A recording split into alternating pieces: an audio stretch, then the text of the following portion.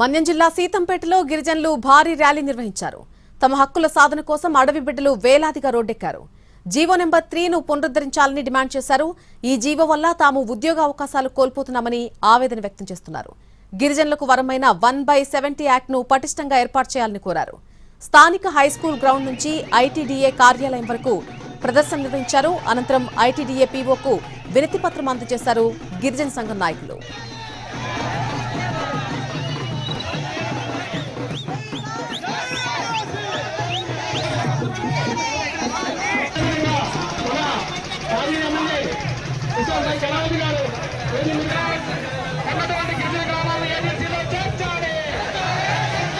ఈరోజు ఆదివాసీ సోదరులకి సోదరిమణులకి ఈ రోజు వరకు భారతదేశంలో కానీ ఆంధ్రప్రదేశ్ రాష్ట్రంలో కానీ తెలంగాణ రాష్ట్రాల్లో కానీ జరుగుతున్న అన్యాయం అత్యంత తీవ్రమైనటువంటి అన్యాయం.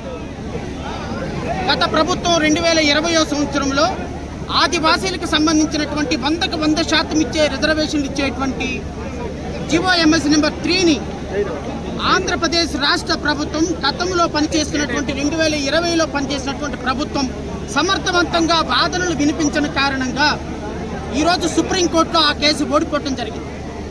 2024 జనరల్ మేనిఫెస్టోలో ఇప్పటి ఎన్డీఏ ప్రభుత్వం గౌరవ ముఖ్యమంత్రి చంద్రబాబు నాయుడు గారి ఆధ్వర్యంలో నడిచే ప్రభుత్వం మేనిఫెస్టోలో చాలా స్పష్టంగా చెప్పారు.